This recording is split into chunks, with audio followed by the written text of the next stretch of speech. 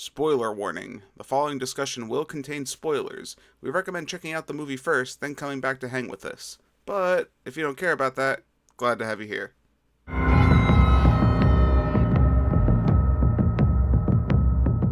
All right, everybody, welcome back to another episode of The Real Review. My name is Kevin. And I'm John. And we are The Real Movie Guys. On today's episode, we're going to be taking a look at The Mandalorian Season 2, Chapter 10, The Passenger. The Mandalorian must ferry a passenger with precious cargo on a risky journey. So, John, we're back again. Another episode of The Mandalorian. Another pretty fun adventure, I'd say, overall. Oh, yeah, definitely. Another good one. Yeah, this episode takes us another strange turn, so we kind of didn't get any answers. I was hoping we were going to get some answers as to our mysterious potential Boba Fett mystery guy at the end of the episode. This one kind of didn't go in that direction. It actually brought us in a whole new level, right? Yeah. The Mandalorian, essentially, he's tasked with taking this woman who's literally called the Frog Lady. I actually had to look up her name. I know, for shame on me. I'm not a taxi service. I know, I hear you, but I can vouch for her. But she actually is called the Frog Lady. She has to escort her so she can get her eggs fertilized, and he has to transport her. So this is him trying to escort her to this other planet, but it's illegal and all these other shenanigans. I have to say right off the bat, there are spiders in this episode. The spiders aren't, I don't think, the villain of this episode. I have to say, I think the child truly is the villain in this episode. The child literally eating. Little baby Yoda here, right? He was trying to extinct a race.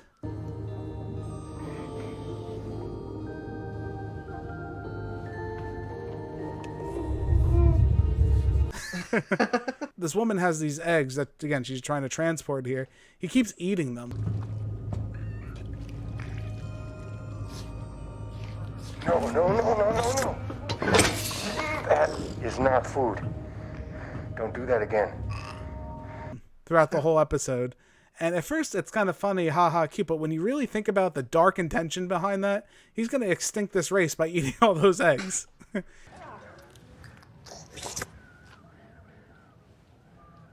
How many did you eat?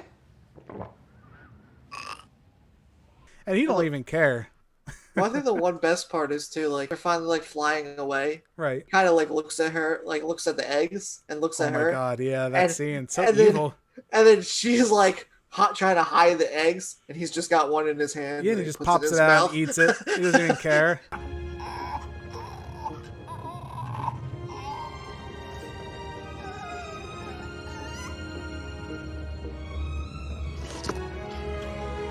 He's like, guy, yeah, what now? I'm gonna say right now, child's going to the dark side. He's evil. He's evil. We gotta stop this before it goes any further. The child's gonna have a red lightsaber. That's all I'm gonna say. Right, but this episode I thought did a couple things that we haven't really seen too much of in this series. We actually had a pretty cool star fight, I think, especially over the planetscape. We kind of got to see what this world's like post Death Star destruction. Right after the Death Star has been destroyed, we kind of see what this world's like. So, from what it seems like, is that the Republic, the rebels, essentially have taken over at this point. So they're the kind of like the police of the galaxy now. And I thought that was kind of cool how we saw almost like a modern day traffic stop. Right, that's what it felt like. Sure.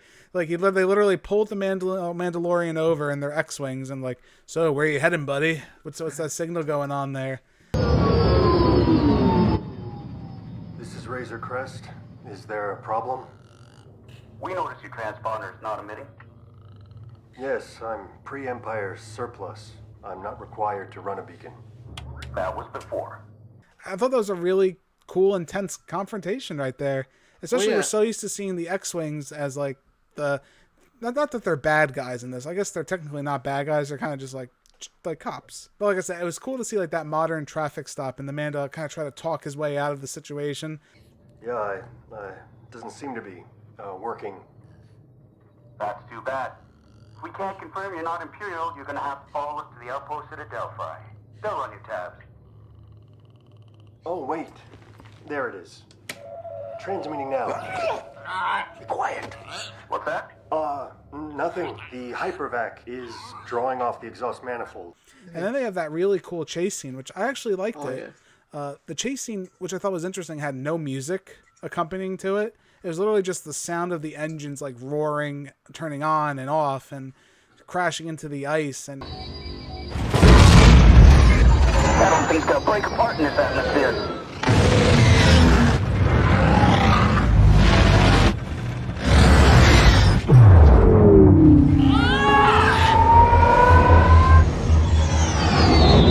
I thought it was pretty tense. It was a pretty tense moment overall, and I really liked it. Again, felt like, I'm going to keep saying it, it's going to get broken record. People are going to hate me.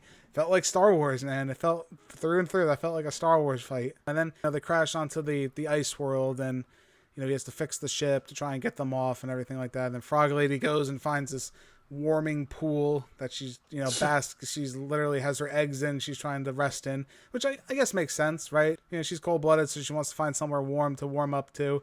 Let's gather these up. I know it's warm, but night's coming fast, and I can't protect you out here. Makes sense. It's not completely out of the realm here. Then Baby Yoda again, I'm going to bring this up. He goes and he's like, oh, look at this. I'm going to go eat this.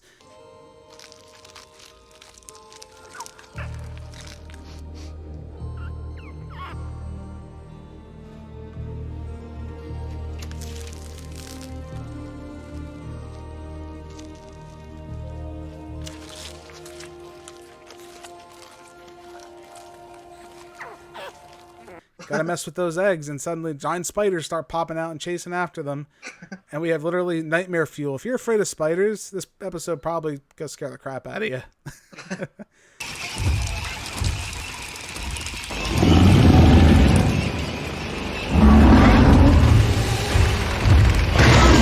Really cool shots, though. Like I said, I love how they're all different sized.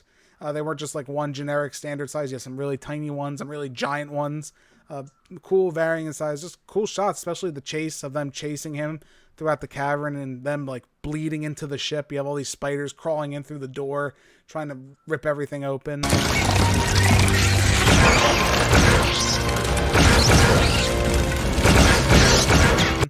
My only question, this could be a logic question, is you should have been using that sooner, that flamethrower there. You kind of waited a little too long, in my opinion.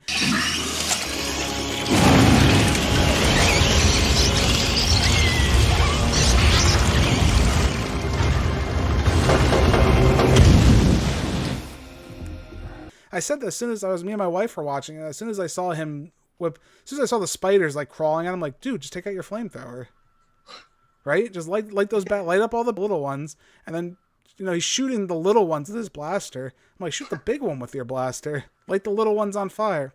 Whatever. It's a show. Whatever. I don't know what I would have done. He in the moment I'd probably be dead, so good for him.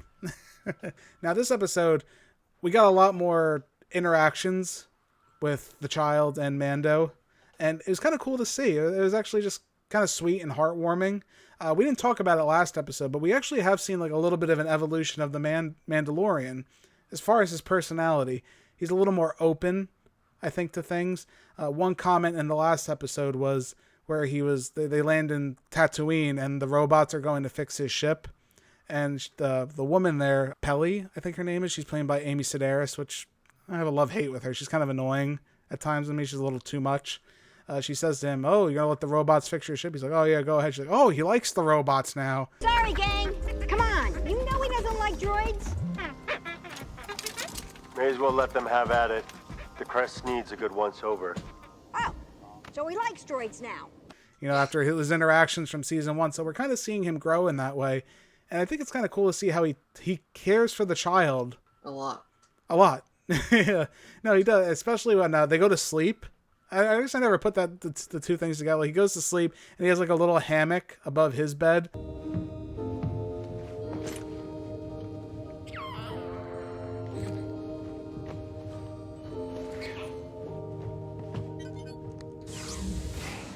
he puts the child in the hammock, and then he goes to bed. I thought that was kind of cool. I don't know what that was. I don't know what I was expecting there, but I thought that was kind of interesting. At the end of the episode, I don't know how you felt about it, John. So at the end, they're being attacked by the spiders. It looks like it's over for them at this point. The giant spiders crashing down on the ship, attacking everybody.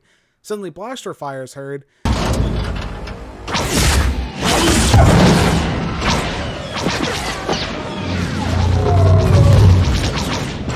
and he goes outside, and it's the X-Wing pilots that were looking for him. They actually found the ship, and they talk to the Mandalorian saying, oh, we've heard all these bad things you've done, but you've done a lot of good things too. So we're just going to let you go. Bye. Am I under arrest? Technically, you should be. But these are trying times. And then they fly off. What did you think of that ending? Did you actually like that, or how did you feel about it? I did actually like that. I feel like that adds more to this story too. Like I feel like that's gonna come up later in the series, which I really enjoy. I thought it was interesting because it's like we don't have to. I thought it was maybe a little. It was contrasting to like how the Empire would act, right? At one point they're like, oh, we would just arrest you and that would be the end of it. But we're like, well, we've seen some good things you do, so we're just going to look the other way right now. Thanks for all your help. But we don't have to help you necessarily. So we helped you a little bit, but we don't have to help you get off this planet. Bye. Let's say I forego the bounties on these 3 criminals. And you two help me fuse my hull so I can get off this frozen rock. What say you fix that transponder and we don't vaporize that antique the next time we patrol the rim? You're on your own. We're just going to look the other way. You do the rest. Essentially. I mean, his ship looked pretty bad. They could have helped the guy out. But it's like, we helped you enough. All right, you're good, buddy. Good luck. They're kind of like, well, I mean, we helped you with the spiders. If you die here still, it's your problem now. The director of this episode was Peyton Reed. Peyton Reed, famously more recently for the Ant-Man films. He was director of Ant-Man and the Wasp. So one fun thing is in the beginning of this episode, the Mandalorian, we actually didn't even talk about that real quick before we get into that. The Mandalorian, I kind of like how he's just tricked pretty easily in the beginning of this episode. They literally have like a tripwire. They just pull it out and they knock him off his speeder bike.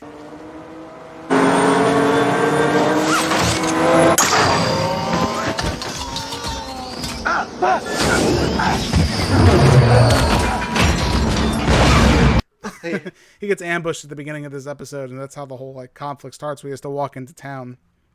Once he's in town, though, he goes to a bar, and that's how he meets the frog lady, through Pelly. Another character I thought was interesting was Dr. Mandibles. Well, you might be in luck. Dr. Mandible here says he can connect you with someone who can help you. It was a giant ant. Oh, yeah. I think that was his name. I wonder if that giant ant was a tribute to Ant-Man, Anthony, at the end. I feel like it was. It had to be at some point, especially with the director being Peyton Reed. I feel like that had to be some kind of like tribute of some kind. I don't know.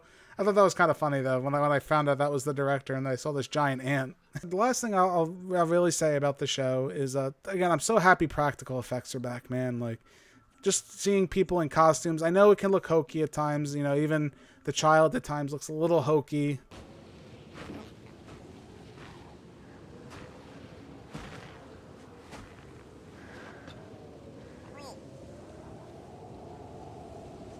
When you see something physically there, it just adds so much. And again, the series continues its strong efforts with, blending CG at the right times and practical at the right times. I really think it does an excellent job.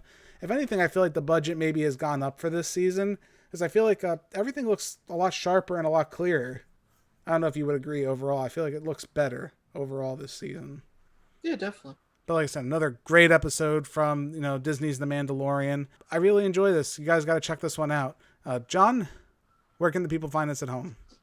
You can find us on YouTube at TheReelMovieGuys on YouTube. You can, if you enjoyed this episode, hit the like button, subscribe to our channel.